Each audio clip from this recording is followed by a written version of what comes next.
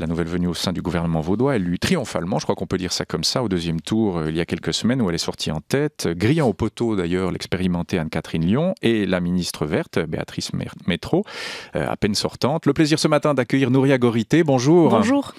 Merci d'être avec nous jusqu'à 8h. Vous êtes socialiste, encore syndic de la ville de Morges jusqu'à votre entrée en fonction au Conseil d'État vaudois. Ce sera le 1er juillet prochain pour une législature de 5 ans. Vous avez fait une belle ascension politique, j'allais dire une ascension rectiligne, député au Grand Conseil, municipal à Morges, puis syndic, puis donc dès le 1er juillet conseillère d'État. Et vous allez reprendre un énorme département, Nouria Gorité, le département des infrastructures laissé par François Marthaler. Et vous allez, en plus de son département, gagner certains services, les crèches, les garderies. Vous perdez par contre le logement. Énorme département, disais-je, que la gauche voulait obtenir. C'est un énorme challenge pour vous, pour commencer. Gros, trop gros, non ? Alors, écoutez, on en parlera dans 2 ans. Pour l'heure, le moment est à la prise de responsabilité, à en mesurer les pourtours, les enjeux. C'est un département qui me ravit. D'abord, peut-être mentionner le fait que c'est une décision gouvernementale. Le très bon esprit qui a présidé à la répartition des départements est de bon augure pour l'avenir. En ce qui me concerne, c'est vrai que ça a été une immense joie, d'abord, de recevoir ce département des infrastructures qui comporte essentiellement des volets liés à la mobilité. D'autre part, vous le mentionniez, c'est vrai, les crèches et garderies qui accèdent ainsi au statut d'infrastructure nécessaire au bon développement économique du canton. Et il faut apporter une réponse aussi à ces besoins pour les familles.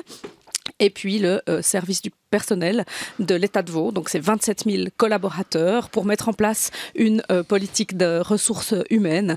Et puis, peut-être de manière plus anecdotique, mais ça ne l'est pas, c'est le service de l'informatique aussi, c'est-à-dire donc l'ensemble des outils qui permettent la bonne conduite de l'État. Donc c'est un département qui regorge de défis. Qui regorge 27 000 collaborateurs, vous venez de le mentionner, ça donne pas un peu le vertige? Alors certes, vous êtes expérimenté en politique, on l'a dit, carrière rectiligne, mais quand même, quand on arrive comme ça, 27 000 personnes avec tous ces services, un petit sentiment de vertige quand même. Non, écoutez, l'autre jour, je me disais, j'hésitais entre le sentiment d'être face au gouffre ou face à la montagne. Mon défi sportif me pousse à croire que c'est face à la montagne. C'est une image qui correspond à ce pays. Je sais aussi que je ne suis pas seule. Et je pense que c'est aussi la force de ce pays, c'est d'être en collège gouvernemental, expérimenté. Je suis la dernière arrivée, mais mes autres collègues sont là depuis longtemps, travaillent en équipe. Il y aura beaucoup, ma volonté en tout cas est celle du décloisonnement, de travailler avec des collègues, avec des regards croisés, avec leur expérience, leur expertise. C'est trop cloisonné maintenant, le Conseil d'État ? Alors écoutez, je vous le dirai lorsque j'entrerai en fonction, puisque celle-ci aura lieu le 1er juillet. Je me réjouis beaucoup. D'ici là, j'aurai évidemment des contacts avec mes collègues. Jusqu'à maintenant, ce que j'ai pu en percevoir, c'est cette très forte volonté de travailler ensemble. D'accord, bon, ça c'est de bon augure pour votre mandat. Dans les infrastructures, il y a évidemment la bataille pour obtenir le financement des grands projets ferroviaires, comme le nœud ferroviaire de la gare de Lausanne, par exemple. On se souvient que votre prédécesseur François Marthaler a souvent été critiqué pour son manque d'action, son manque d'investissement en la matière. Comment vous allez faire pour négocier tout ça? Est-ce qu'à 3 mois de votre prise de fonction, vous avez déjà une petite idée, Nouria Gorité? Oui, alors évidemment que les premiers jours, les premières semaines seront celles des prises de contact. Je crois que j'ai toujours travaillé de cette manière-là depuis maintenant 12 ans à l'exécutif d'une ville. Je crois que la méthode a fait ses preuves. Ça ne va pas changer de méthode entre la fonction de syndic Non, je ne vais pas changer. d'État. Non, je ne vais pas changer de méthode. Je crois que c'est celle qui était prouvée. Dans ce pays, je pense qu'on ne construit rien tout seul. Tout est fait de co-construction aussi. Faut-il assez rapidement prendre langue avec les partenaires, faire un état de situation et regarder quelles sont nos possibilités d'action, les calendriers, les marges de manœuvre financières et puis prioriser l'ensemble des investissements. Voilà, les premières semaines seront faites naturellement de ce type de contact et ensuite on verra.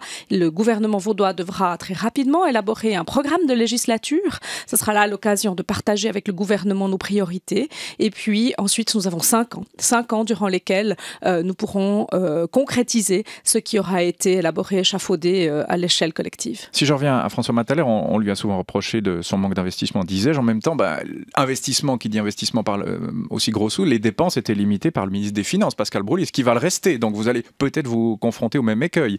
Le porte-monnaie ne sera pas ouvert. Ça, vous y pensez déjà ?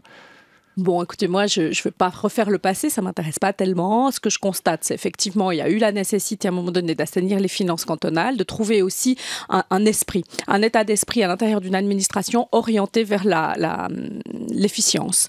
Maintenant, nous sommes clairement tous d'accord sur, et la campagne électorale l'a démontré, nous sommes tous d'accord sur le moment est autre aujourd'hui. Le moment est à la préparation de ce canton pour faire face à son avenir et à répondre aussi à la très forte croissance démographique. Le canton de Vaud est un des cantons qui est le plus fortement impacté par cette croissance démographique, par cette aussi dynamique économique qu'il faut accompagner. Et les infrastructures, entre autres, sont des conditions cadres qui sont nécessaires pour la conservation de cette prospérité, de cette vitalité.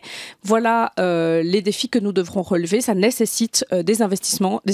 Ce sont des dépenses, mais l'avantage, c'est que je sais que le canton de Vaud a les reins solides et nous avons une situation financière qui nous permet de nous projeter vers cet avenir de manière sereine, mais naturellement que ça là se fera au travers de négociations à l'intérieur du collège et aussi avec l'accord du Parlement. Je crois que le Parlement vaudois va gagner en puissance et ça me réjouit. Je suis depuis maintenant 5 ans députée. Je crois que la construction en politique, c'est bien celle-ci. Hein, c'est un exécutif face à un législatif et la situation politique telle que nous la connaissons aujourd'hui dans le canton de Vaud nous oblige à ce dialogue, à cette recherche de solutions communes. Même s'il est à droite, pas de risque de blocage? Précisément parce que nous avons cette concordance à rechercher. Et moi, j'ai entendu pendant la campagne que sur de nombreux points, les partis politiques sont d'accord. Il y a là le besoin maintenant d'avoir une alliance à créer pour faire face aux défis qui nous attendent, parce qu'il en va tout simplement de la prospérité de notre canton assurée à long terme.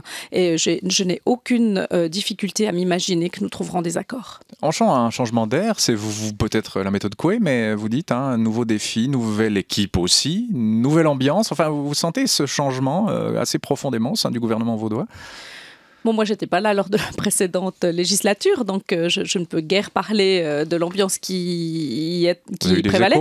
Cela étant, moi, ce que j'ai ressenti, c'est vraiment cette volonté de trouver des solutions d'avenir pour le canton. Chacune et chacun des élus se sont engagés pour le bien du canton. Et je dois dire que si nous respectons les uns les autres, et ça, c'est gage de poursuite sur cette manière très saine d'envisager la politique. 4 femmes sur 7 aussi, Nouria Gorité. Ça, c'est inédit. Ça va changer les choses. Il y aura une façon féminine de gouverner. Enfin, vous en faites aussi une voix féminine ou féministe? Bon, moi, durant la campagne, j'ai dit c'est sûr qu'une majorité féminine me ravirait. Nous l'avons obtenue, mais alors elle ne sert à rien si ça ne se traduit pas dans les faits. Alors comment ça va se traduire? Voilà. Alors, je pense qu'on parlait tout à l'heure des infrastructures nécessaires à la conciliation travail-famille, comme les crèches et garderies. Je pense que là, nous avons la possibilité d'impulser une nouvelle dynamique. Vous avez créé, non, pardonnez-moi de vous interrompre, les crèches, c'est votre dada. Vous avez créé 80% vous avez augmenté les places de crèches de 80% à Morges dans votre ville. C'est le même objectif pour le canton ou... En tout cas, l'objectif est celui d'intensifier cette politique. Rien ne s'est pas fait. Il faut vraiment ici mentionner que depuis la mise en œuvre de la loi sur l'accueil de jour des enfants en 2006, les partenaires se sont fédérés, les communes ont tout à coup décidé de se fédérer en réseau. Elles se sont engagées résolument pour promouvoir cette politique. Les parents aussi ont su manifester leurs besoins. L'économie privée participe aussi au financement du dispositif. Je crois que maintenant l'État de Vaud doit vraiment entrer dans la danse et véritablement dire à quelle hauteur il entend participer pour créer ces infrastructures pour la population, mais aussi pour son personnel. Je crois que le fait d'avoir maintenant reconnu que la conciliation travail-famille fait aussi partie peut-être des nouveaux outils de promotion des RH à l'intérieur d'un canton, je pense que ça, c'est un travail que nous devons envisager. Ça n'a pas tellement été fait jusqu'à maintenant, ou en tout cas dans une mesure très moindre. Et par conséquent, ça m'intéresse beaucoup de mettre ce dossier sur la table pour voir quelles réponses il faut apporter. Il y a d'autres dossiers qui concernent les femmes. Il y a la question des violences domestiques qu'il faut continuer d'apporter des réponses. Surtout, je sais que le foyer Malais-Prairies est saturé avec un taux d'occupation qui dépasse parfois le 100%. Il y a les questions d'égalité salariale. Bref, Bref, on voit qu'il y a beaucoup de sujets qui dépassent la simple cosmétique d'une majorité féminine, mais qui doivent se traduire dans les faits.